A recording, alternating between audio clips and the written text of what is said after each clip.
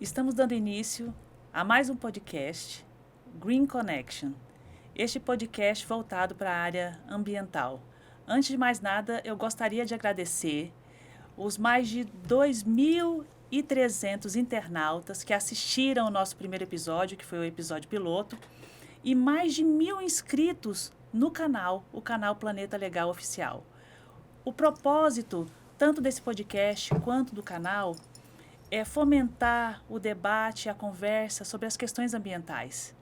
Porque quanto mais você trata desse assunto, com mais força ele se sedimenta. E no episódio de hoje, nós temos o assunto principal, o cadastro ambiental rural. E para tratar a respeito desse assunto, nós trouxemos aqui uma mulher cuja trajetória profissional e de vida, na verdade, cunhou a identidade do que hoje é o Cadastro Ambiental Rural, o CAR. Nossa secretária adjunta da Secretaria de Estado de Meio Ambiente, Luciane Berdinato. Também temos aqui o promotor de justiça, Dr. Marcelo Vacchiano, que por muitos anos atuou nas questões ambientais, tanto no interior do estado e aqui na capital. Hoje, em que pese ser titular de outra promotoria, ele atua ainda nas questões ambientais, tanto no Centro Operacional do Ministério Público, quanto no GAECO, junto à Força Tarefa Ambiental. Secretária Luciane. Olá, Alessandra, Dr. Vacchiano, muito obrigada pelo convite. Fico muito feliz de poder contar um pouco dessa história, né? Porque ela realmente emociona quando a gente conta, porque nasceu de um momento difícil em Lucas do Rio Verde. E trazer essas informações para vocês em como está a atualidade do CAR hoje é muito importante. Então, esse momento para nós é de gratidão por poder abrir esse espaço e a gente expor aí o trabalho que vem sendo feito. Doutor Marcelo. Alessandra, muito obrigado pelo convite. Estou junto com a nossa secretária adjunta, que tem feito um trabalho muito importante na regularização ambiental. É um desafio muito grande para todos nós, a implementação do CAR, de forma que seja sustentável, que realmente atinja os objetivos para os quais ele se propõe. Estamos aqui para fazer um debate bem interessante sobre o tema, que realmente é uma parte aí da regulação ambiental, da política florestal ambiental muito importante. Antes de começarmos a tratar sobre o tema, vamos falar um pouco dos nossos convidados. Dr. Marcelo Vacchiano, além do conhecimento científico da matéria, é um apaixonado pela área. Ele fez mestrado em geoprocessamento e está fazendo doutorado também na área ambiental. E secretária Luciane é uma pós-graduada na área, no que diz respeito às questões rurais. Ela que veio do interior do Paraná para o estado do Mato Grosso, trabalhou como agricultora por muitos anos, conhecendo na prática as dificuldades desse meio. E como uma mulher arrojada e à frente do seu tempo, também, diante do trabalho realizado, foi secretária de Agricultura e Meio Ambiente do município de Lucas do Rio Verde, né? Na gestão, se não estiver enganada, do Otaviano Pivetta, né? Hoje nosso vice-governador. E vou deixar para que você conte essa história que é fabulosa. E antes de começarmos, eu gostaria de falar sobre a sua vinda aqui, porque nós temos que fomentar essas belas histórias de mulheres fortes, né? Hoje se debate muito a respeito do chamado Dream Gap, que acontece na vida das meninas quando muito cedo ela é desestimulada a não sonhar em ter alguns postos em ter algumas profissões, como se essas profissões fossem naturalmente profissões mais da área masculina do que da feminina. E, na verdade, a competência independe do gênero, né? Então, por muito tempo, percebeu-se que a menina era desestimulada na área de ciência, na área das exatas, né? Na matemática. E na agricultura não é comum vermos esses padrões de mulheres de sucesso, porque as meninas se espelham, né, em padrões de sucesso. E, na verdade, nós temos muitas mulheres que se destacam, como a secretária Luciane, que tem uma história profissional que inspira e outras mulheres podem se espelhar, né? Secretária Luciane. Obrigada, Alessandra. Realmente, quando a gente faz uma retrospectiva da vida, né, e pensando lá, quando saí de Toledo a primeira vez para conhecer o Mato Grosso, em 1989, estrada de chão até chegar na fazenda, que era a propriedade familiar, vim morar definitivamente em Lucas do Rio Verde, no meio do mato, literalmente, né, em 1993. E lá, então, eu fui para a roça, realmente. Eu fui badequeira de plantadeira, eu ajudei a catar raiz, a matar formiga, a cuidar da lavoura, a cuidar dos afazeres da casa. E, nesse período, era muito difícil, porque não tínhamos acesso a quase nada, né? Em seguida, nós mudamos, então, para uma comunidade, chama Groslândia, né? Lucas do Rio Verde é um distrito de Lucas do Rio Verde. E lá, num comércio que nós tínhamos, então, também me envolvi com as escolas, com a comunidade e fui candidata a vereadora, né? Juntamente na equipe, então, do prefeito Otaviano Pivetta. Fiquei segunda suplente e depois eu assumi como vereadora. Em 2013, o Otaviano me chama para assumir a Secretaria de Agricultura e Meio Ambiente. Em 2004, fui candidata novamente, fiquei primeira suplente, não me elegi por causa da legenda partidária. E em 2005, o senhor Marino Franz, então prefeito de Lucas do Rio Verde, disse: olha, Luciane, eu gostaria que você continuasse na pasta da Agricultura e Meio Ambiente.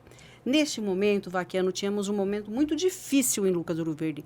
Aquele momento que nós tivemos uma quebradeira na agricultura, né? Veio aquele movimento do Grito do Ipiranga, as dificuldades, problemas com o clima seco, chuva, perdemos produção. E foi necessário, e aí que nasce toda a história do CAR, foi necessário que Lucas do Rio Verde, a gestão do município de Lucas do Rio Verde, começasse a pensar em como diversificar as propriedades e verticalizar a economia. Ou seja, produzir só soja e milho in natura e transportar para Paranaguá, para os portos, era oneroso, muito difícil, até pela logística que tínhamos. Então, vamos lá, vamos trazer indústrias para Lucas do Rio Verde, para que a gente possa transformar o soja e o milho em produto industrializado. E assim aconteceu. Então, veio esmagadora de soja, veio biodiesel, veio fábrica de ração, veio os frigoríficos de suínos e de aves. Mas existia uma questão muito importante, que era como nossos produtos estariam atendendo às exigências do mercado internacional. E a principal delas, Vaquiano, era a questão ambiental. Tinha também um viés na questão trabalhista, na questão econômica da propriedade, como se utilizava agrotóxicos, né? Todo esse contexto foi levado para dentro de um grande projeto. Naquele momento, o prefeito Marino Franz, após uma viagem para a Alemanha, se deparou com muitas formas complicadas de enxergar a produção do estado de Mato Grosso, ou seja, se enxergava a produção como uma área criminosa, que fazia e cometia crimes contra o meio ambiente, e esse produtor era taxado como criminoso. Ele, voltando de lá, ele falou: Luciana, a gente vai fazer um projeto, tá? Que nós vamos fazer a regularização ambiental. A gente vai aplicar o Código Florestal Brasileiro nas propriedades rurais de Lucas do Rio Verde. Para isso, nós chamamos uma ONG, essa ONG chama TNC, Nature Conservancy, trabalhou conosco e criou toda a modelagem. Parceria com o Ministério Público Estadual, doutora Patrícia Eleutério Campos, à época era promotora local, com os sindicatos produtores, a Fundação Rio Verde, né, e essa ONG, financiado com iniciativa privada. A Sadia, o Instituto Sadia, a Fiagril, que era uma empresa local, e a Singenta, que era uma empresa que trabalha com agrotóxicos. Esses recursos ofertaram para nós construir esse projeto. Primeira coisa, como nós vamos trabalhar o projeto? Chamava Lucas do Rio Verde Legal, uma aliança de bons negócios. Ou seja, aliar meio ambiente e agricultura, né? Que não tem como você separar isso. E quando a gente criou esse projeto, o que nós imaginamos? A gente precisava fazer um diagnóstico da situação. A gente comprou 5 carta-imagens de alta resolução e fez a base de referência de Lucas do Rio Verde, com hidrografia, uso do solo, vegetação remanescente, como estava para 100% do município. Com essa metodologia de trabalho, nós identificamos os passivos ambientais e os ativos ambientais. Logo em seguida, a gente montou um balcão de atendimento. A gente trouxe o produtor para dentro da secretaria, abria aquela imagem, desenhava o CAR dele de acordo com a matrícula da sua propriedade. E lá a gente identificava que às vezes a matrícula estava dizendo aproximadamente 200 hectares, mas no chão tinha 140, 150, ou um pouco mais que isso. Então, havia muita disparidade do que tinha de fato em solo, mas no solo não havia divergência. Naquela divisa de propriedade não havia divergência. Então, era uma questão documental realmente. Mas o mais interessante de tudo foi o momento em que você mostrava uma imagem de satélite para o produtor e ele enxergava a sua propriedade de cima. Aqui é a sua sede, aqui é o curso d'água, aqui é a sua nascente. Está vendo essa coisa mais escura aqui? É uma área de banhado, aqui o senhor não pode plantar. Nós também criamos um banco de dados que oportunizou a gente fazer um cadastro ambiental rural municipal. Com este cadastro, nós realizamos um evento em 2008 e entregamos para todos os produtores rurais o que era, então, o CAR da sua propriedade. Para cada produtor rural com o seu diagnóstico. E a TNC desenvolveu uma ferramenta que já dizia qual era o percentual de reserva legal que ele tinha de déficit ou de excedente, qual era a APP que ele tinha, o que ele tinha que recuperar. Já vinha o mapinha com a base da hidrografia em vermelho, onde ele tinha que recuperar. E este momento, dia 13 de junho de 2008, foi um marco para que o produtor entendesse que aplicar o Código Florestal Brasileiro na sua propriedade não era difícil. O que ele precisava era conhecer como fazer isso.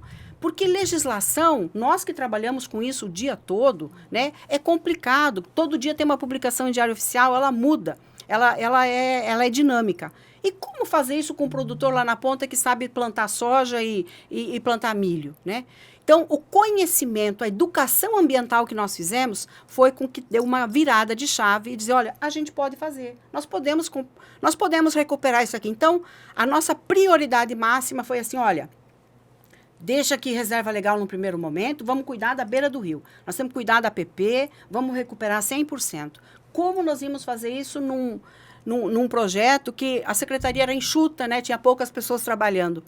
Aí o prefeito Marino, muito inteligentemente, chamou todos os agrônomos de Lucas do Rio Verde. Todas as empresas que fomentavam a economia de Lucas do Rio Verde. E nós capacitamos esses profissionais que tinham um contato direto com o produtor para pegar aquela imagem e dizer, olha, vamos lá, vamos botar estacas aqui onde o senhor não pode mais entrar com o trator, isolar essa área, porque era agricultura, então estacas era o suficiente, diferente da pecuária, que você tem que cercar a área com arame. Então, esse trabalho foi feito ao longo de 2008 e 2009. Isso levou a gente num patamar de... fora de Lucas do Rio Verde, começar a dizer, o que vocês estão fazendo aí? Como é que nós começamos a divulgar o trabalho? Então, já em 2007, a gente recebeu o primeiro Prêmio Brasil de Meio Ambiente pela iniciativa de fazer isso com os imóveis rurais. Tá? Com isso, nós tivemos uma projeção a nível nacional do trabalho. E isso foi ganhando força. Aí a gente tinha visitas o ano inteiro de pessoas de fora do Brasil que vinham dizer, o que vocês estão fazendo? Eu falei, o que nós estamos fazendo aqui? Nós estamos fazendo a adequação das propriedades rurais ao Código Florestal Brasileiro, a utilização de agrotóxico e as regras de questões trabalhistas. Nós vamos deixar 100% das propriedades rurais de Lucas do Rio Verde aptas a vender o seu produto para o comércio exterior. Esse era o negócio. Só que nós não imaginávamos que este projeto nosso tomasse a proporção que tomou. E num momento dessa apresentação aqui, numa Bienal da Agricultura, eu vim mostrar. E aí a gente já mostrava assim, Vaquiano, que o georreferenciamento por imagem de satélite, cercando o rio, fazendo direitinho, divergia muito de um georreferenciamento feito com GPS geodésico na propriedade, que ele vinha com uma assertividade muito maior, porque conseguia-se fazer a curva do rio, conseguia-se ver as propriedades do entorno, não havia sobreposição de propriedades, diferente de geos que a gente pegou, certificados, que tinha sobreposição, que tinha um alinhamento diferente. E aí nós fomos ampliando o nível de conhecimento do produtor, não só na questão ambiental, em outros itens também da propriedade. E nessa Bienal da Agricultura, a gente tomou visibilidade, né, com relação a isso. Otaviano Pivetta, então, era deputado estadual à época, e ele disse, o que é que vocês estão fazendo lá? Ele chegou lá em Lucas do Rio Verde, apresentei a proposta para ele, ele falou, Luciane, a gente vai transformar isso aqui num projeto a nível estadual. Nós vamos criar o MT Legal. Então, em 2008, Otaviano fez uma mobilização na Assembleia Legislativa como deputado e ganhou aí a simpatia da Assembleia em criar este modelo de projeto para o Estado de Mato Grosso, uma lei estadual que oportunizasse essa regularização. E aí, naquele momento já, Vaquiano, nós nos deparávamos com autos de infração, com multas, né? Recuperação de APP que não era feita porque não tinha conhecimento. Então, nós dividimos a época em 2 momentos a regularização. Uma era a regularização da reserva legal e a primeira dela era a recuperação de APP. Então, lá já tinha um incentivo que quem viesse para o cadastro ambiental rural estadual não seria autuado por conta dos seus passivos ambientais e iria investir na recuperação disso. A gente criou todo um trabalho de motivação para que o produtor viesse voluntariamente. Então, em 2009, os primeiros cadastros ambientais rurais do programa MT Legal foram os cadastros ambientais rurais de Lucas do Rio Verde. A gente deixou um legado lá dessa base de referência, Alessandra, que era o CAR. Nós fizemos o CAR para o produtor. Então, se ele veio lá na minha mesa, ele disse para mim, é isso mesmo, estava validado o CAR dele. Era isso que nós tínhamos. Implementamos isso a nível de estado e aí isso torna um pouco mais pesado. Você pensar num estado que tem 3 biomas, que tem um pantanal, que tem área de uso restrito, que tem uma região de transição. Aí você começa na complexidade que é um cadastro ambiental rural, né? Então, todo esse trabalho, ele foi muito gratificante para nós por um motivo muito simples. É mostrar que o produtor rural lá da ponta, quando ele tem informação, ele não tem resistência. Porque ele sabe o que ele tem que fazer. E educá-lo, você evita que ele cometa infração. Então, sempre disse na secretaria, em 2009, quando cheguei, que a educação tem que vir em primeiro lugar. Que daí eu não vou precisar autuar. Essa é uma atividade que a gente vem fazendo recorrentemente, mas ainda é muito difícil, a nível de estado de Mato Grosso, chegar nessa envergadura da gente diminuir consideravelmente os autos de infração por danos ambientais ocasionados sem licenças ambientais. Então, todo esse trabalho, ele foi para nós muito gratificante, a gente tomou uma projeção muito grande, as indústrias começaram a ir para Lucas do Rio Verde. E um trabalho importante também, o zoneamento do uso do solo de Lucas, o plano diretor, né, e aí a gente se envolve com a municipalidade como um todo. Lucas discutiu um plano diretor. E no plano diretor de Lucas, do município como um todo, já definiu quais eram as áreas de proteção ambiental. Os cursos d'água são áreas que são protegidas. Todo produtor tem que cuidar. Os remanescentes verdes precisam ser mantidos, né? Tinha um passivo de reserva legal, tínhamos um ativo de reserva legal. Então, essa situação toda. E aí nós identificamos uma coisa muito importante. Foi quando a gente começou a discutir área consolidada, né? Por quê? Porque eu já tinha, desde a década de 80, atividade econômica lá, sem instrução para o produtor, ele desmatou a reserva legal. Ele fez uma atividade econômica em cima de reserva legal por desconhecimento da lei, muitas vezes. Ele abriu a propriedade, ele foi abrindo da beira do rio para cima, porque ele tinha que fazer a casa dele lá na beira do rio, que não tinha água, não tinha energia. Então, todas essas situações, a gente começou a demonstrar, olha, se nós formos agora recuperar uma área de reserva legal, aproximadamente 60 mil hectares em Lucas do Rio Verde, à época, o passivo de reserva legal, nós vamos ter 60 mil hectares de produção a menos. Não é muito mais vantajoso para o meio ambiente a gente compensar essa reserva legal numa área que ainda está protegida, que está... E essa discussão veio dentro do Código Florestal Brasileiro, né? E essa ação foi muito importante, porque o impacto ambiental já tinha ocorrido nessa área consolidada. Voltar a ser uma vegetação nativa como ela era anteriormente, com 20 anos de atividade econômica em cima, é muito difícil, é oneroso. Então, a atividade consolidada, nós discutimos, olha, vamos compensar isso. Então, isso foi amplamente discutido dentro do Código Florestal Brasileiro e, graças a Deus, a gente conseguiu colocar. Então, muitas pessoas questionam a área consolidada. Eles não entendem o que significa essa área consolidada. A área consolidada nada mais é que uma atividade econômica em cima da área de reserva legal. Eu consolidei essa área com atividade econômica. Então, eu tenho a oportunidade, no benefício do Código, de compensar em outro imóvel. Depois que eu desmatei, depois de 2008, não é mais área consolidada. É uma área de uso antropizado do solo, né? Uma área de uso alternativo, e assim eu tenho que colocá-la dentro do CAR. Então, essas situações todas, para nós foi muito...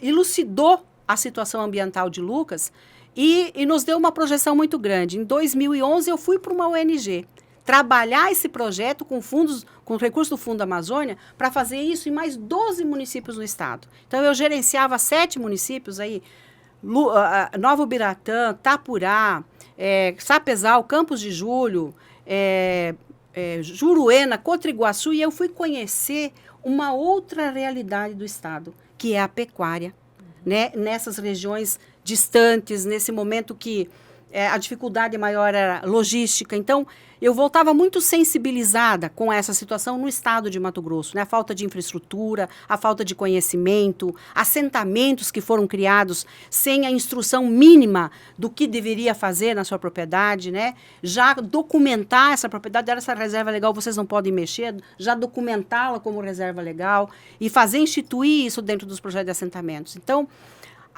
o meu conhecimento, enquanto eu fiquei quase 3 anos nessa ONG, me deu uma visão de Estado com relação a como aplicar uma legislação tão pesada como é o Código Florestal em imóveis rurais de pequena proporção, que tinha toda essa dificuldade de entendimento e, principalmente, já tinham cometido esses ilícitos ambientais, né? Já tinham cometido os desmatamentos e como fazer para recuperar isso tudo.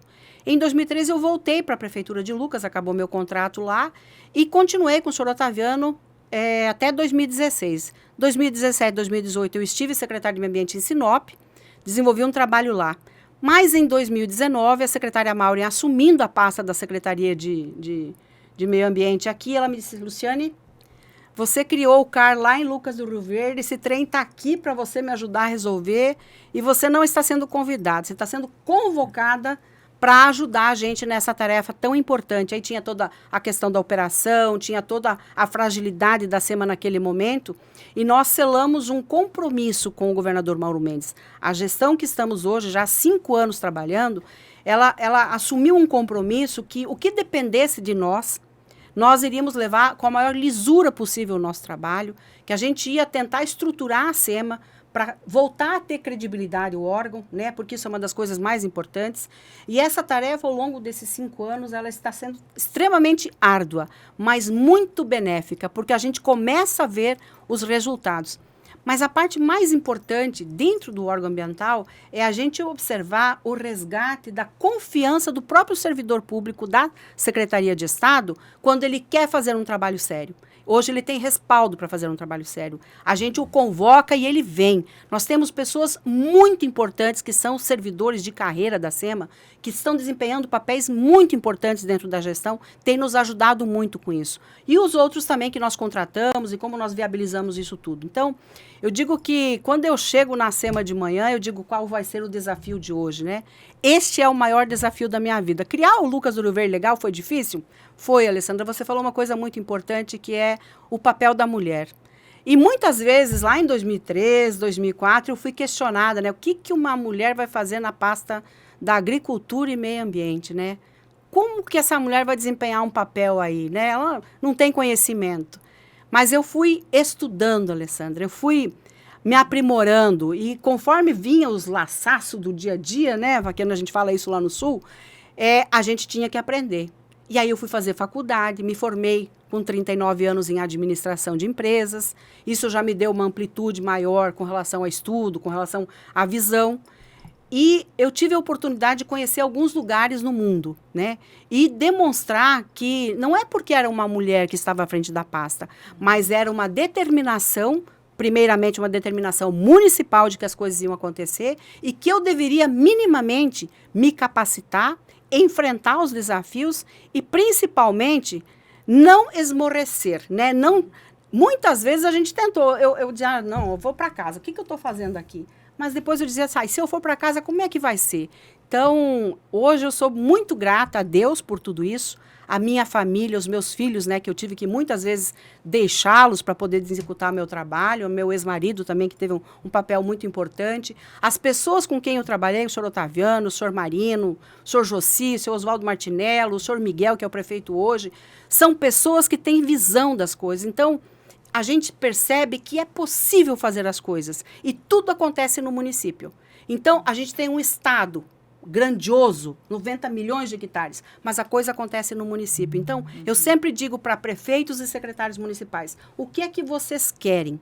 Porque eu posso ter as melhores legislações a nível de Estado e de Brasil, mas ela tem que ser aplicada no município. Então, eu sou muito favorável à gestão compartilhada, ao desenvolvimento disso. Descentralizamos o licenciamento lá em 2006, em Lucas do Rio Verde, os primeiros municípios do Estado a descentralizar licenciamento, ou seja, enfrentar a área urbana, oficina mecânica, retífica, óleo, graxa, essas coisas todas, lixo, né? Então, foi uma estruturação da Secretaria Municipal que foi muito importante para o meu aprendizado, a minha contribuição, e a sociedade de Lucas respondeu a isso. Então, na área urbana, nós tínhamos um trabalho espetacular na parte de licenciamento, na parte de coleta de lixo. E na área rural, nós tínhamos o projeto Lucas do Rio Verde Legal, que adequava as propriedades, ensinava como tinha que fazer. E eu espero poder contribuir com o Estado de Mato Grosso, com essa experiência, e dizer para os prefeitos lá, é possível fazer. Basta que vocês tenham essa decisão, tomem essa decisão. Às vezes é difícil porque você tem preocupação com o desgaste político. Você vai ter um desgaste político muito maior se você não fizer nada e o seu município não estiver apto para atender os mercados internacionais e ofertar emprego e renda e mudar a economia do seu município. Então, é possível fazer, dá para fazer e hoje eu digo que sou uma mulher realizada, tenho muita coisa para fazer ainda, não sei até quando a gente fica nessa função, mas pretendo dar minha contribuição sempre que possível. Olha, é por isso que eu disse, ao gravar uma chamada para esse dia, eu disse que nós teríamos aqui uma mulher extraordinária, que ela viria falar não somente sobre o CAR, mas sobre a vida dela, profissional, que se mistura com a vida pessoal, porque é natural da mulher se comprometer com tudo. Ela precisa dar conta da vida profissional, ela precisa dar conta dos filhos, ela precisa dar conta do lar, né?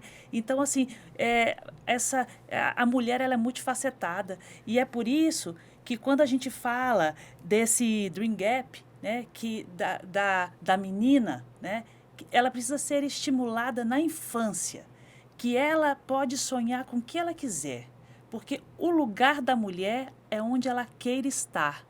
Então, se a menina sonha em ser princesa, que seja. Que se ela sonha em ser astronauta, que seja.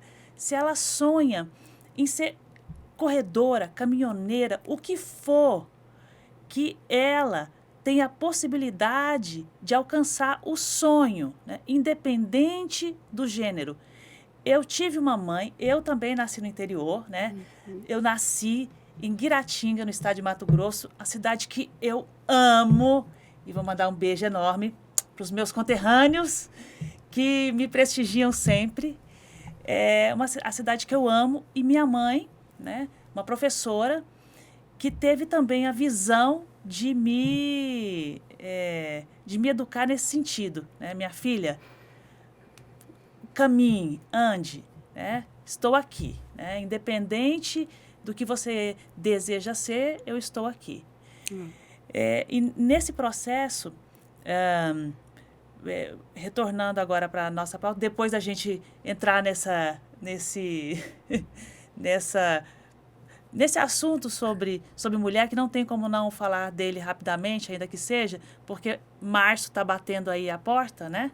E é um período que a gente começa a refletir sobre a condição da mulher. Nós, diante das situações que acontecem no CAR e diante do que é o estado de Mato Grosso, impossível que, diante da riqueza e das oportunidades que surgiram, não ter situações onde há quem queira aproveitar as oportunidades de forma equivocada, né? Vou usar esse termo. E o papel do Ministério Público é importantíssimo, né? Seja fiscalizando, seja no papel investigativo, enfim, em apoio às ações da Polícia Judiciária, né? Eu, como delegada de polícia, agradeço ao Ministério Público o apoio constante que recebo, e aqui em nome do Dr. Marcelo Vacchiano, agradeço a todos os promotores de justiça pelo apoio que têm dado constantemente às ações da Polícia Judiciária Civil, né? A nossa delegada-geral, doutora Daniela Maidel, também uma guerreira abnegada, né? Uma mulher à frente do seu tempo, também é um exemplo de profissional que se destaca pelo seu comprometimento, pelo seu profissionalismo. E quero aproveitar a oportunidade também para agradecer o Dr. Deusdete, a confiança depositada no convite que fez, e Dr. José Antônio Borges, que à época também fez esse convite originariamente, para que a Polícia Civil integrasse uma força-tarefa ambiental ali dentro do GAECO. Me sinto muito honrada do convite que recebi e do apoio que recebi na minha instituição para integrar essa equipe, né? Onde o doutor Marcelo Vacchiano, promotor de justiça desde o início. Doutor Marcelo, nesse contexto do CAR, muita coisa se passou e aconteceu, né? É verdade. Bem, essa história que a secretária nos conta, o CAR, né, esse monstro que é hoje, que está no Brasil todo, surgiu aqui no Mato Grosso, com uma mulher espetacular que teve uma visão à frente do seu tempo e pensou em solucionar um problema local, e que depois deu essa repercussão em nível estadual e depois nacional, né? A gente vê, ela começou certo o processo, e esse processo muitas vezes foi se desvirtuando um pouco no decorrer do tempo.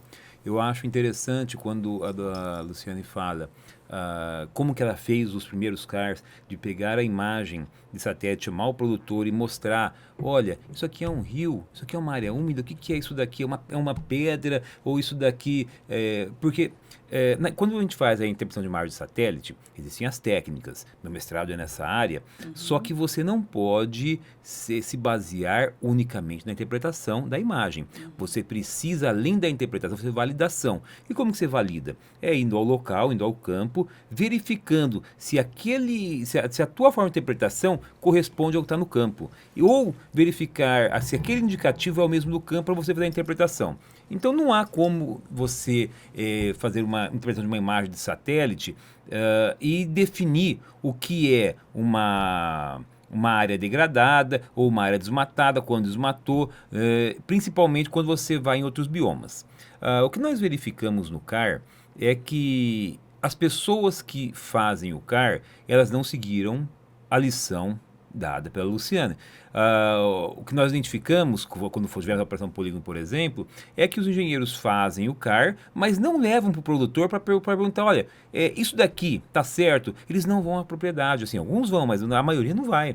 Então, ele utiliza uma interpretação de imagem de satélite para falar como fazer, para apresentar a radiografia do imóvel, sem perguntar para o proprietário se aquilo está certo ou não, porque é preciso que ou o engenheiro vá ao imóvel ou converse com pessoas que conhecem o imóvel para validar aquelas informações, como a secretária fez isso no início. Isso não ocorre. E além disso, você pega, nós temos um estado muito grande, com 3 biomas, com tipologias vegetais diferentes nos próprios biomas. Sabe. Pantanal, por exemplo, nós temos, na academia se fala, são vários pantanais dentro do mesmo Pantanal, porque cada pedacinho do Pantanal tem as suas peculiaridades. Para você identificar uma imagem de satélite da área de cerrado, da savana, é muito mais complicado de você fazer isso quando você pega uma imagem da floresta amazônica, do bioma amazônico. Então, essas diferenciações, quando o CAR foi trazido para o Estado, como a secretária colocou, houve desafios, grandes desafios, e alguma, em razão dessas diferenças de bioma, por exemplo. E algumas pessoas se aproveitaram disso, que é que surgem aí aqueles cidadãos, tanto dentro do órgão ambiental quanto fora do órgão ambiental, que começaram a praticar crimes com relação a... Aí você chegou o quê? Vendia-se a aprovação do CAR, e a qualidade do CAR, das informações colocadas no CAR, como não havia validação, ela não era confiável. Aí as pessoas falam, mas o CAR não aprova, o CAR não anda. O CAR não anda porque ele é mal feito por quem o faz, na ponta está o problema. E isso nós temos ali milhares de CAR que nós investigamos, nós identificamos isso. Então as pessoas colocam informações erradas no CAR. E a hora que o órgão vai ver e fala assim, não, vai ter que mudar isso daqui, essa informação está errada. E coloca errado por quê? Ou por má fé, ou porque não conhece o local. Sim. Diante disso, no ano de 2018, 2019, nós tivemos até uma operação no Estado, como o doutor Marcelo Vacchiano falou, chamada Operação Polígono, né? Na verdade, ela recebeu esse nome, Polígono, por conta dos polígonos das áreas, porque começou a chegar... na época eu era titular da Delegacia Especializada do Meio Ambiente e começou a chegar até nós notícias a respeito de inserções fraudulentas dentro do Cadastro Ambiental Rural relacionadas a algumas propriedades, né? E algumas dessas notícias que chegavam, elas vinham das mais diversas partes, tanto de proprietários quanto de responsáveis técnicos, até mesmo de servidores, que eles reportavam situações que, na visão deles, eram até aberrações, né? Então, por exemplo, nós tivemos os problemas no CAR e nós tivemos problemas na tipologia decorrentes de informações que deveriam ser inseridas no CAR, né? Durante o procedimento investigativo, verificou-se que não bastava a persecução ser realizada, né?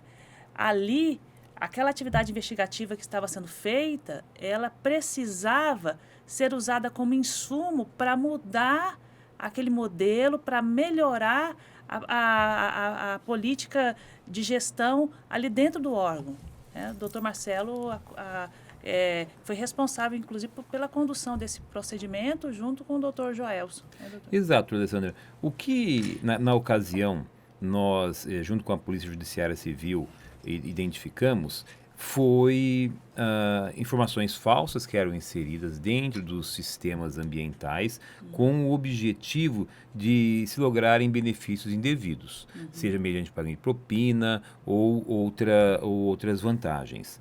Nós vínhamos do término de uma gestão do então governador Tax, e a SEMA, até aquele momento, já vinha de governos anteriores isso, ela era loteada.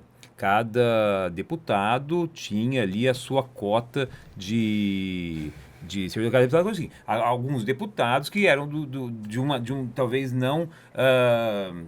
que não tinha uma ligação com o ambiental, existiam alguns acordos que precisavam colocar pessoas nos cargos e era loteado. Então isso com apoios de políticos de algumas pessoas, enfim. Mas o fato era que as pessoas que eram contratadas para o órgão ambiental, que não eram os efetivos, elas vinham de listas apresentadas no mundo político. E isso favorece a corrupção, porque você não coloca técnicos capacitados, coloca pessoas indicadas que têm compromisso político com quem o indicou. E isso foi uma das coisas que nós verificamos logo no começo.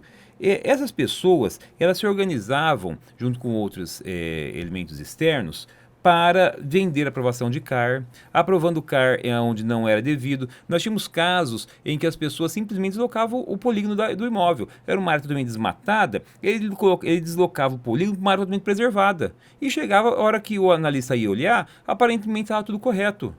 Áreas em que as pessoas utilizavam fogo para degradar e limpar eram apresentadas como se tivessem sido desmatadas antes de 2008, formando áreas de uso consolidado que não precisariam ser recuperadas. Hidrografia, ou seja, nascentes que eram soterradas, drenos que eram feitos, minerações locais indevidos, uma série de irregularidades que eram feitas e que existia uma conivência com a então gestão. Então, assim, nós tínhamos desde do então secretário, até os seus principais órgãos de assessoramento, até a base, existia uma organização ali dentro para aprovação de CAR e prática de outras fraudes que nós depois viemos a identificar. Tanto que foi objeto de denúncia, né? Várias denúncias protocoladas e recebidas pela Vara de Crimes Organizados. Então, tudo isso que nós estamos falando aqui, nós temos a chancela do Poder Judiciário que analisou as nossas investigações, analisou as nossas denúncias, recebeu as ações penais, colocando essas pessoas como incursas nas penas dos crimes de organização criminosa.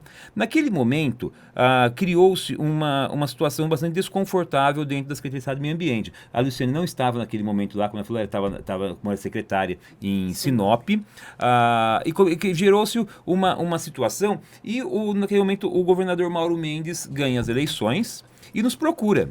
E quando ele nos procura, ele coloca, olha, eu estou acompanhando com preocupação a situação da Secretaria de Estado do Meio Ambiente e eu quero um governo sério, eu não quero esse tipo de coisa no meu governo. E ele nos pede, promotores, eu gostaria de pedir para os senhores para que não fizessem nenhum ajuste agora nesse final de governo, espere eu entrar, porque eu quero fazer um compromisso com vocês de regularizar, de sanar, de limpar o que está acontecendo no órgão ambiental.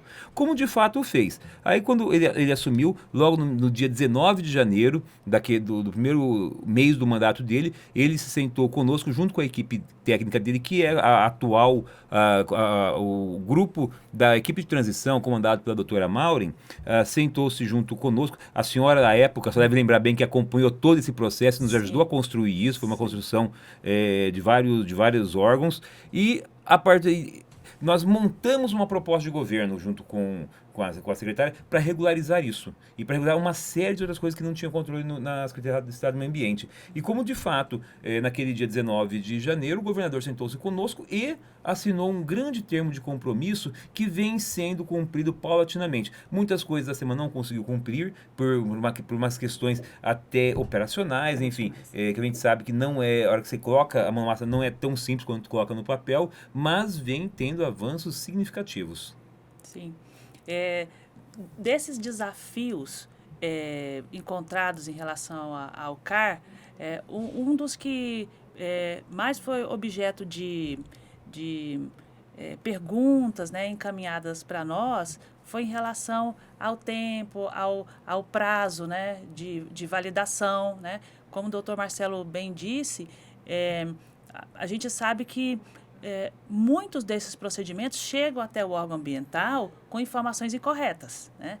Então, por conta disso, ele retorna para que o responsável técnico possa fazer as correções. Então, é comum que o proprietário da área desconheça esse fato, porque, na verdade, quem acompanha o processo, que é o técnico, muitas vezes acaba não reportando ao proprietário essas situações, né? O que em relação a essa questão do tempo, do prazo de validação, como está isso Ainda é um grande desafio, Alessandra. Por quê? Vamos começar aí até pelas próprias audiências que fizemos da Polígono lá em 2019, né, que foi um grande aprendizado para a gente. A gente observou justamente isso, o que estava declarado dentro do CAR, a forma como foi declarado, que não estava em consonância com o que estava na propriedade. Muitas vezes o proprietário não tomou conhecimento dessa situação e isso foi assinado por alguém.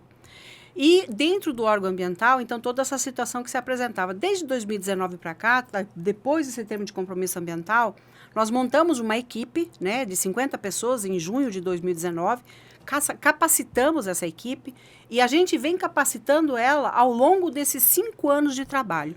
Mas qual que é a dificuldade hoje? Nós analisamos aí quase 50 mil processos, né? A gente tem quase 20 mil processos suspensos de CAR, Tem 19.600, 700 processos suspensos por não cumprir pendência. Nós temos aí em torno de 23 mil processos aguardando a complementação da parte de fora, do interessado, e tem todo esse rol de processos que ainda está na carga diariamente dos nossos analistas aí. O que nós identificamos? Que tem processos de CAR que passam por 5, 6, 7, 8 análises. E nós identificamos isso logo no início. Então, começamos a melhorar, Vaquiano, os procedimentos internos, né? Estabelecemos lá um procedimento operacional padrão, isso está no nosso termo de compromisso assinado. As legislações todas foram sendo revistas e adequadas, instruções normativas, decretos. A gente foi alterando tudo isso no sentido de criar uma metodologia de trabalho clara, porque muitas coisas não estavam claras. A gente poderia olhar para esse processo e identificar como, através de uma portaria, montando uma equipe, de uma instrução normativa discutida, de um decreto sendo elaborado, em consonância com os nossos órgãos de fiscalização. Isso nós fizemos muito durante esses anos todos, junto com o Ministério Público, com as instituições parceiras, que é a FAMAT, a ProSoja, a Acrimate, né? E essa discussão toda foi extremamente salutar para a gente vir melhorando os procedimentos.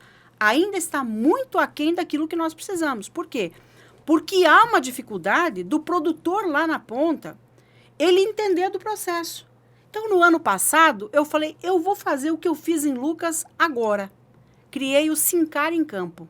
E começamos a ir para o campo para dizer assim, meu Deus, esse produtor tem que tomar conhecimento. Eu preciso me aproximar desse responsável técnico para dizer, olha, isso aqui você tem que... O que falta? Você não está entendendo como é que vetoriza uma área consolidada? Você não entende como é que vetoriza uma hidrografia? Qual é a sua divergência com relação ao cômputo da reserva legal, né? Outra dificuldade, agora, desmembramentos de áreas após 2012, que está sendo uma grande dificuldade para nós. Fazer entender lá fora como se dá esse procedimento. Ou seja, como eu devo ter uma propriedade aplicada ao Código Florestal naquele momento. São quase 144 mil cadastros na nossa base, são 144 mil situações diferentes. Cada cadastro é uma situação. Então, este profissional que está lá fora, ele tem que se capacitar. Ele tem que fazer aquilo que Vaquiano falou, ele tem que ir para o campo, ele tem que conhecer o imóvel dele, né? Agora, se o produtor entende que pagar baratinho vai ter um produto de qualidade, pode ser que ele esteja equivocado. Então, às vezes, o barato sai caro, né? Qual é a outra situação? Esse proprietário não tem conhecimento, Vaquiano, e isso eu constatei nesses 10 mutirões, foi quase 80 municípios que nós trabalhamos, foi quase 5 mil atendimentos, tá? De processos, de olhar o CAR, de abrir o CAR, vem cá, quero te mostrar. Essa é uma das coisas que nós fizemos, e a gente discutia isso lá atrás, quando fazíamos audiência, que eu iria abrir a porta da SEMA.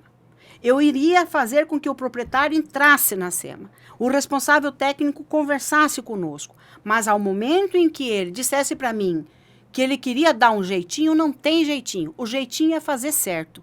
Agora, como você precisa ser instruído para isso? Então, muitas pessoas dizem, Luciane, os caras vêm aqui, pegam a informação sua de como fazer o negócio, de como adequar qual legislação, como é que tem que fazer e ganham dinheiro lá fora. Não tem problema. O meu negócio na SEMA é prestar esclarecimento, prestar informação e ele sair de lá sabendo o que ele tem que fazer. Mas eu prefiro atender o produtor rural. Então, como atender esse produtor rural na envergadura que é o estado de Mato Grosso? O mutirão, o Sincar em Campo foi para isso. Porque ele tem que fazer aquilo que fizemos lá em Lucas do Rio Verde. Olhar a propriedade dele numa imagem de satélite e entender o que esse engenheiro está colocando lá que pode afetar a vida dele como afetou lá na Polígono. Como teve problema em muitos outros processos, né? Por falta de conhecimento, por falta dessa interação do produtor. E olha que eu sou produtora rural, mas a gente tem que puxar a orelha. Você está tratando de uma propriedade que você levou anos para construir, que custou caro para você, que é a sua vida que está ali, é o seu patrimônio, é a sua família. Como que você vai brincar nessa parte tão importante que é a questão ambiental?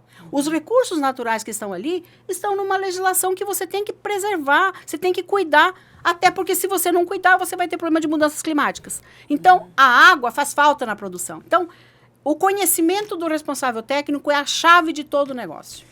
É importante você dizer a respeito do produtor rural e do responsável técnico estar atento ao que acontece, ao que ele insere de informação, porque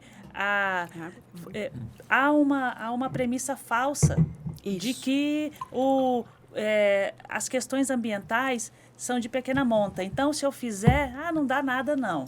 Isso. Na verdade, isso é um grande equívoco. Exatamente. E as operações policiais, tanto realizadas pela Polícia Federal, quanto pela Delegacia Especializada do Meio Ambiente e pela Força Tarefa Ambiental do GAECO, demonstram que são, sim, sérias e efetivas, né? Então, aquele indivíduo...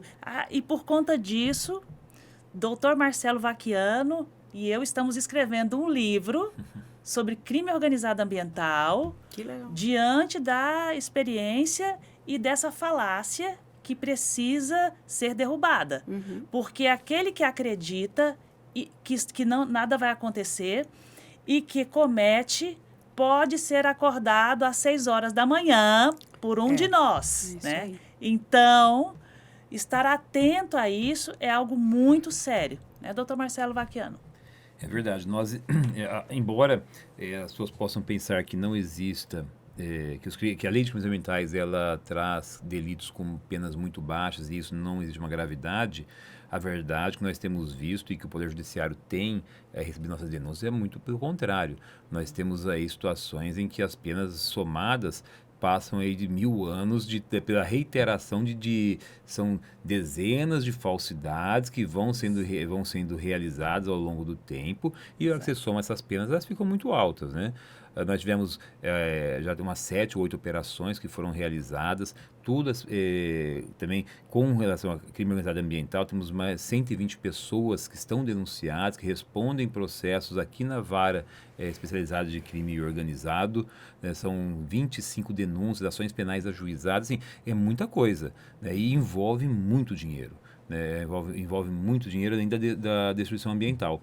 É preciso, sim, que os produtores percebam que eles podem, muitas vezes, sendo usados por essas organizações, né? Por engenheiros mal intencionados que falam, não, eu resolvo o teu problema ali na SEMA por 10, 15 mil reais, como se estivesse comprando gente. Isso, não tá, isso daí nós temos monitorado. A SEMA, hoje, os servidores que ali estão são pessoas...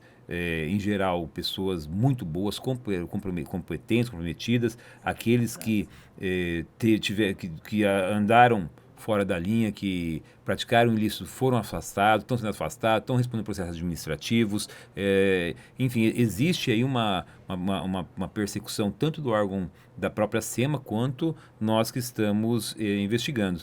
Uma das coisas, assim, uma das dificuldades que eu estava pensando aqui, doutora Alessandra, com relação à tipologia, né?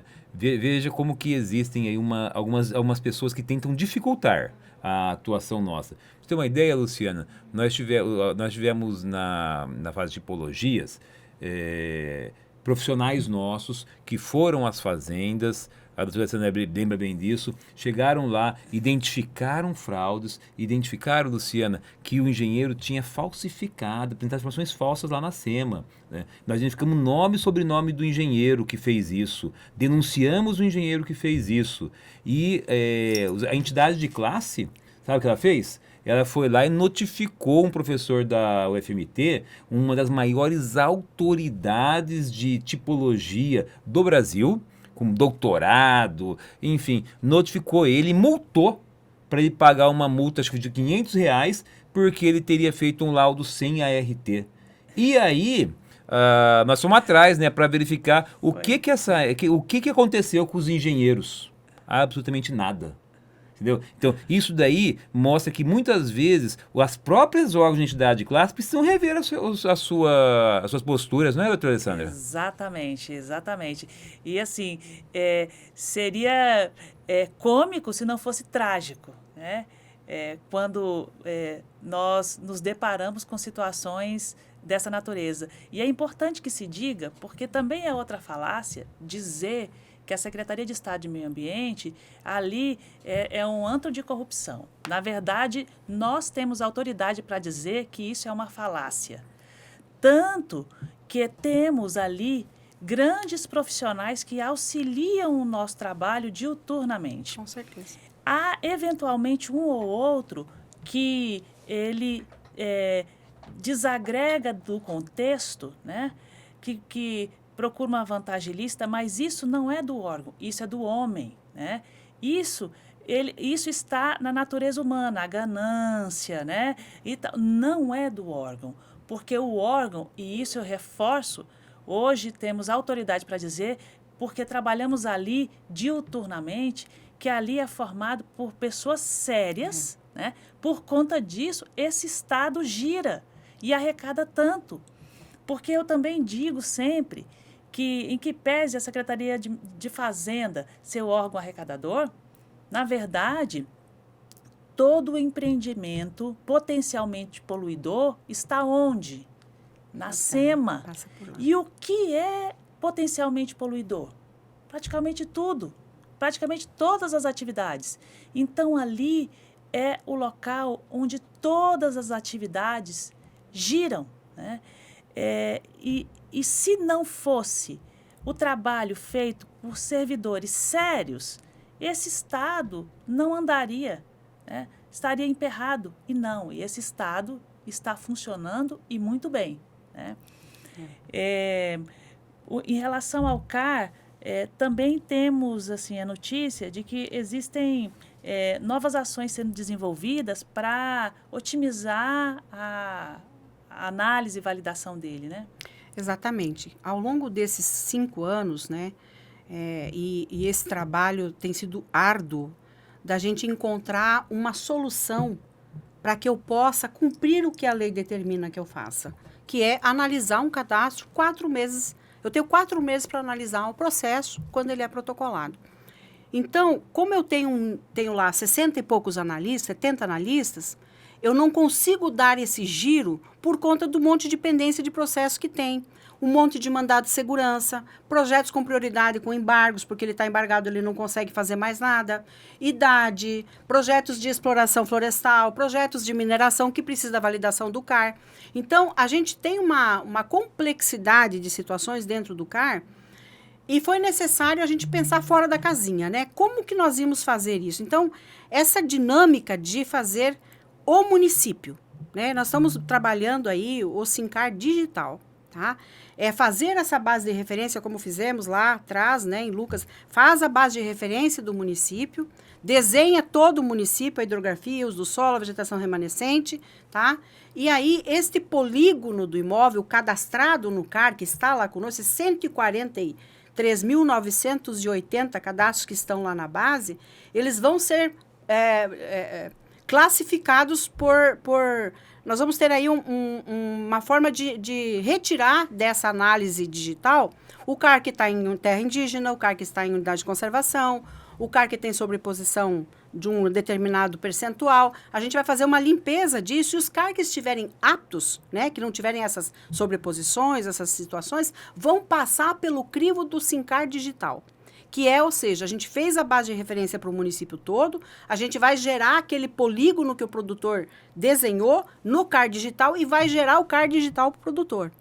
Este produtor rural, bem como o seu responsável técnico, vai receber o processo. Olha, o CAR digital da SEMA validado é esse, porque a nossa base está validada, e o seu CAR é esse. Se você concordar com esse CAR digital, ele já está validado. Você dá o aceite e você já vai para o PRA. Lá no PRA, nós vamos discutir desmembramento de área, vamos discutir a reserva legal, a recuperação de APP, os enquadramentos, né, necessários. Se ele discordar, vai ter algumas situações que ele poderá fazer a complementação e depois validar pelo SINCAR digital. Agora, aquele proprietário que não concordar, aí a gente vai ter outra situação aí, tá?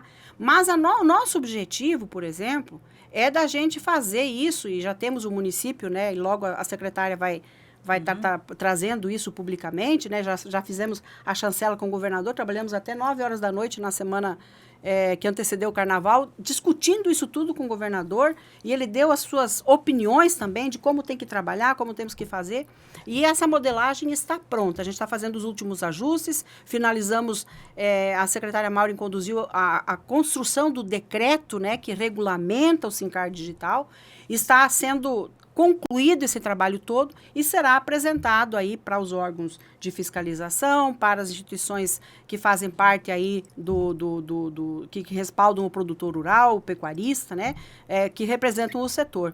Nosso objetivo é analisar 100% do cadastro ambiental rural do estado de Mato Grosso com o SINCAR digital, né? Criando essas bases de referência de todos os municípios do estado de Mato Grosso. Agora, sim, temos um grande desafio pela frente.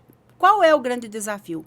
E aqui eu queria fazer um chamado, porque o cadastro que o produtor tem lá, no nosso cadastro do produtor, no nome do interessado, que é o SIGA, que é o nosso sistema de informação, ele está desatualizado. Muitos engenheiros, Vaquiano, colocavam lá no cadastro do produtor o seu telefone e o seu e-mail para o produtor nunca receber nenhuma informação, certo? E nós fomos identificando isso e nós boicotamos isso. Não, o cadastro do produtor, ele é personalíssimo, é dele, o seu cadastro é seu.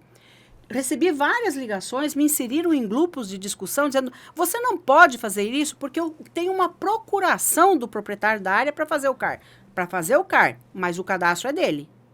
O cadastro é personalíssimo. O senhor vai usar essa procuração lá na confecção técnica do CAR, mas no cadastro produtor as informações dele. Até porque estamos contratando um serviço agora também de WhatsApp. Então, o parecer emitido vai para o WhatsApp do produtor rural, tá?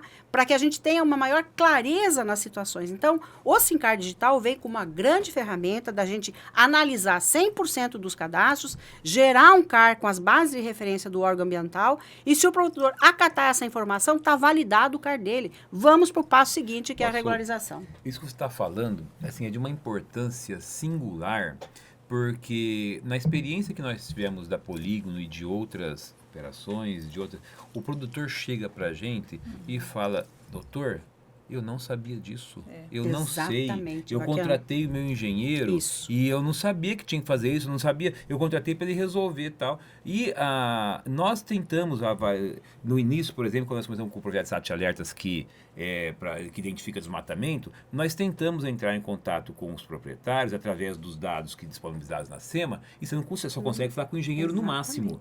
E é importante que o proprietário tenha também, que o órgão ambiental encaminhe isso para o proprietário, para ele saber, olha, meu processo foi indeferido, porque às vezes o proprietário, ele pensa que o processo dele está tudo certo e que quem está enrolando é a SEMA e de repente tem várias decisões lá. É importante sim que haja essa, assim, parabéns, muito importante mesmo. A gente observa e os mutirões, né, o SINCAR em campo, a gente teve esse esclarecimento, foi muito bom. Por quê? Porque vinha o proprietário da área e o engenheiro, né? Então, olha aqui, ó, mas lá na entrada do evento já tinha uma pessoa nossa da SEMA atualizando o cadastro. Nós vamos te ajudar, produtor, vem aqui que nós vamos atualizar seu cadastro.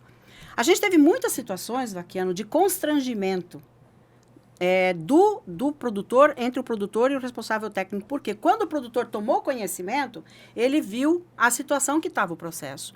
E, às vezes, isso colocava em xeque a profissionalização dessa pessoa, se ela realmente estava sendo paga por um produto de qualidade. Eu não estou dizendo que a SEMA não tem problema. A SEMA tem. Cada analista é um ser humano.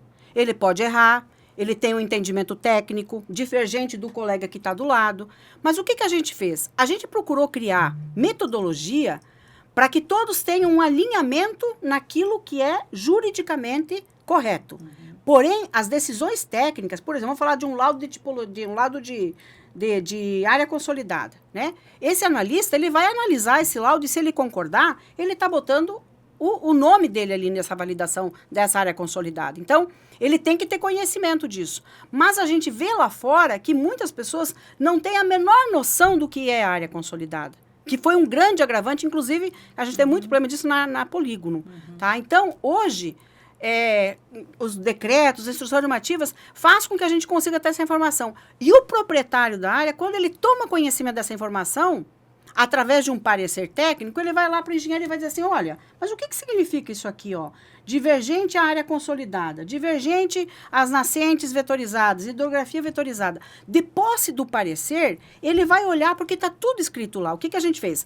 No procedimento operacional padrão, o analista nosso tem que abrir aba por aba do processo do CAR e responder e analisar todas as abas. Então, ele vai receber um parecer completo, não metade, a menos que o documento que o engenheiro colocou lá dentro não dê para analisar o restante do processo, né? Que existem divergências do que está no documento do que está desenhado em loco. Então, a gente procura dar esse esclarecimento para o produtor, mas é muito importante. Eu tenho falado bastante com a FAMATO, com a ProSoja, com a Crimate, que me acompanharam, inclusive, nos mutirões, né, no Sincar em Campo, financiaram isso, ajudaram. Fizemos o curso de qualificação dos engenheiros lá dentro da FAMATO para a gente poder dar pertencimento a essa situação, fazer com que eles se sintam pertencentes ao problema.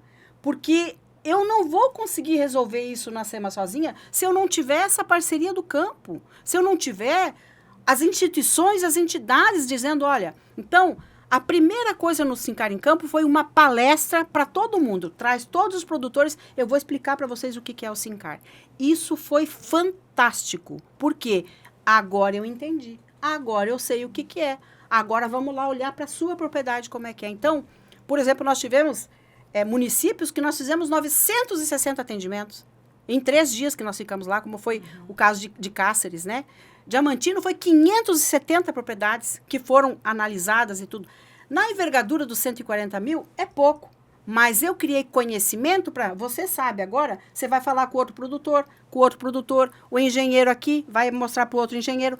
É essa multiplicação de informação que está faltando a gente ampliar um pouco mais para evitar a fraude, o produtor ter conhecimento que se houver uma informação falsa no sistema, Vaquiano, ele vai ser responsabilizado e aí a gente viu muito nas audiências, né? Quem paga a conta é o produtor. Uhum. O bolso dele, ele vai ter que tirar daquela propriedade para pagar a conta do embargo, do processo criminal, de toda a situação que se criou ali. Então, olha para isso, eu faço um chamado e eu sei que muitos filhos de produtores que têm uma visão um pouco mais ampla das coisas, né? Essa geração nova que está chegando aí. Estou até muito feliz que a minha neta está fazendo agronomia, né? E ela vai para o campo, ela vai... Então, olha isso tudo. Vejam como você trata o seu imóvel. Você está falando do patrimônio da sua família. Como é que você terceiriza uma informação dessa para uma pessoa e põe na mão dela e deixa ela resolver sozinha? Não. Você tem que entender do cadastro ambiental rural como você entende da venda do soja, da venda do milho, da comercialização dos insumos agrícolas. Você tem que entender do CAR.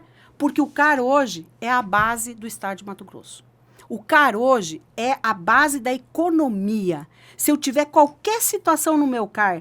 Não sincronizou com o federal, tem uma multa, tem um embargo, tem um desmate ilegal. Acusou no PRODES que ainda não foi autuado, o banco já não financia, não há comercialização. Na semana passada eu fiz uma palestra para uma instituição financeira que trouxe gente do estado de Mato Grosso e de outros estados também sobre essas situações. Por quê? Eles estão antenados, eles não podem, são autuados se eles fornecerem recursos para instituições, para propriedades que têm crimes ambientais. Então... Exato.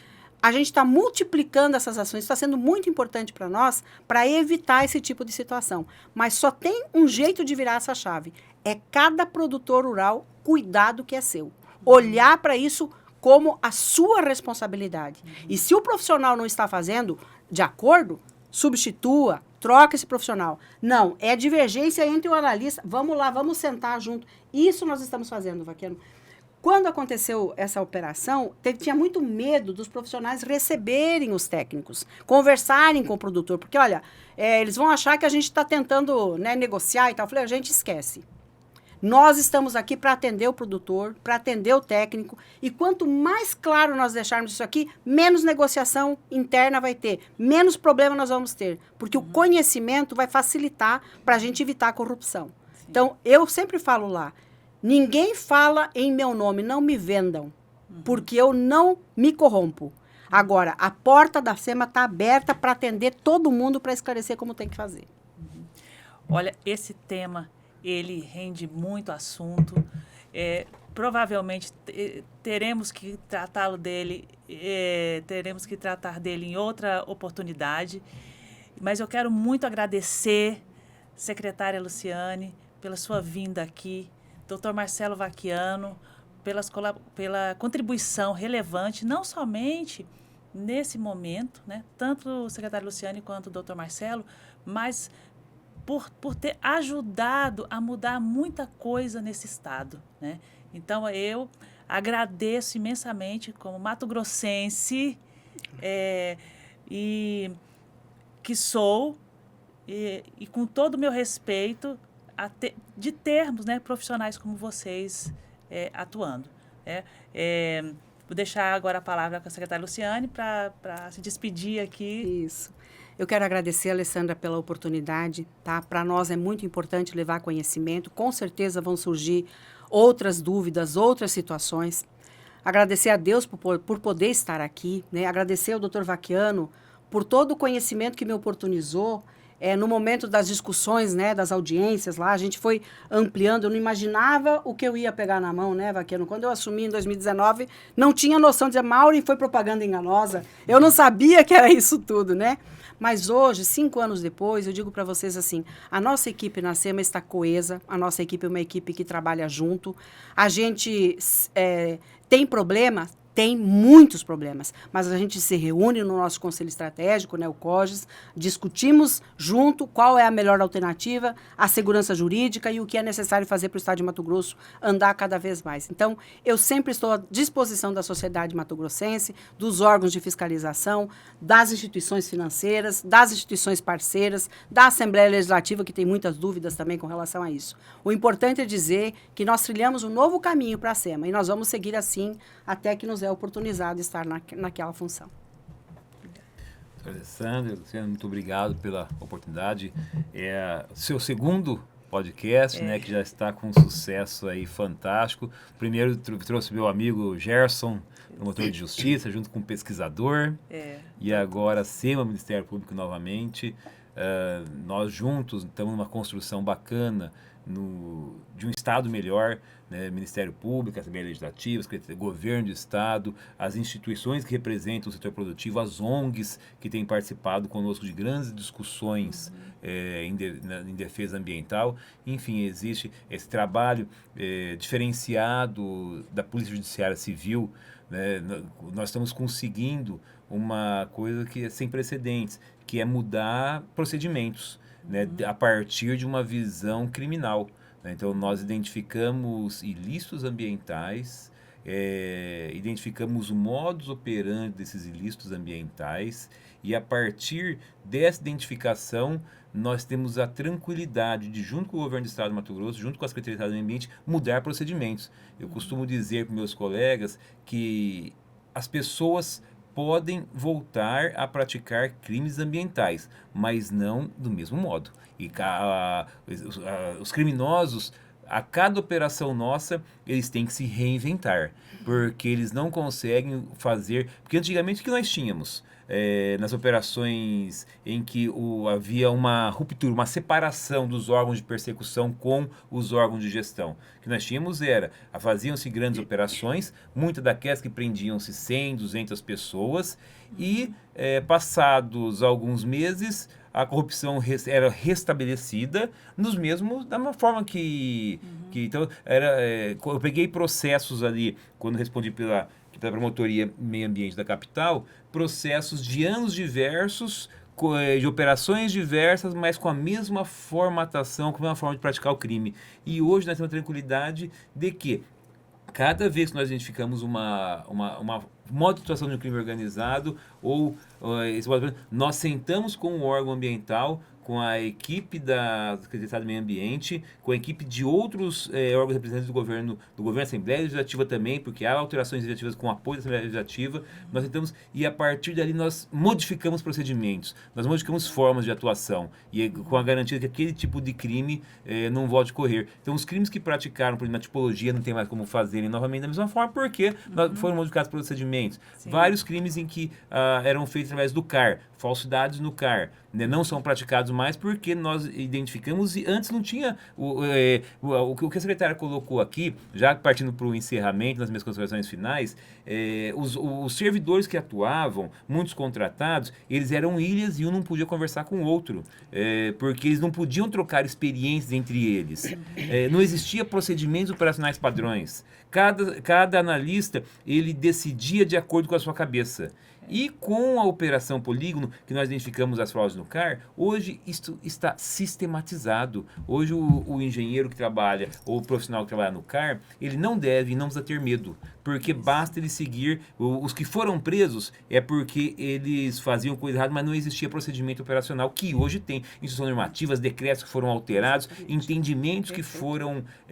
antes você tinha, a SEMA tinha determinados entendimentos e o IBAMA outros. Depois daquela operação, e isso gerava corrupção. A pessoa era autuada pelo IBAMA, por exemplo, e aí ela pedia para algumas pessoas da SEMA para autuá-la, porque quando o IBAMA e a SEMA autua, a autuação que fica valendo é do órgão licenciador, que normalmente é a SEMA, e com isso anulava-se a autuação do IBAMA. Esse tipo de coisa, que eram fraudes que eram feitas porque se pagava para ser autuado, não existe mais, porque é uma atuação. Então, todas as nossas operações têm esse diferencial. Isso é possível porque nós temos essa harmonia, essa atuação interinstitucional, Polícia Judiciária Civil, Ministério Público, Secretaria de Estado do Meio Ambiente, outras secretarias envolvidas na perseguição, Governo do Estado e Assembleia Legislativa, e também o próprio órgão produtor. O que nós temos verificado é que a grande maioria dos produtores, dos sojicultores, de quem planta milho, algodão, tem gado, são pessoas trabalhadoras e honestas. Existe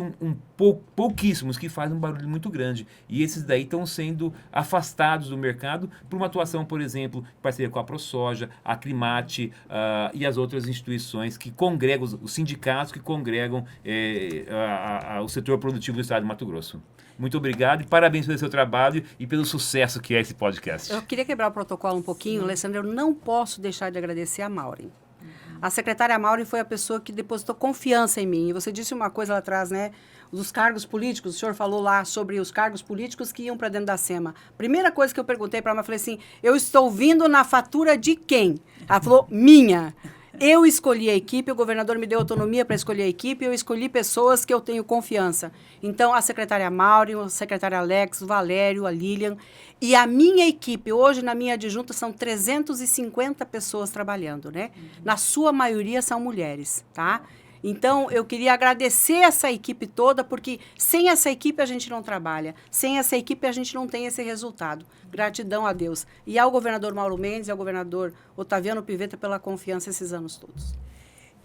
Eu quero aproveitar a oportunidade também para agradecer outros parceiros, né, que estão conosco todo esse tempo. A Polícia Militar, através do Batalhão Ambiental, que é um parceiro de primeira ordem. Delegacia de Meio Ambiente, que, na verdade, eu pertenço à instituição, né? Então, mesmo assim, é importante reforçar o apoio que a doutora Liliane sempre nos dá. O Corpo de Bombeiros, a Politec, né? A gerência especializada em meio ambiente e perícia, na verdade, o conjunto todo da Politec, o INDEA, IBAMA, na verdade, são muitos parceiros, PRF, a Polícia Federal, enfim, nós temos uma gama enorme de parceiros e só assim que funciona. Porque o meio ambiente nos ensina que a teia da vida, ela é formada por um conjunto. Se você trabalha em caixinhas, você não entende da questão ambiental, porque o meio ambiente te ensina a trabalhar de forma integrada. Nós somos um todo que só funciona se tiver essa integração. Eu quero agradecer a vocês e espero vocês no nosso próximo episódio, que também será muito especial. Até mais.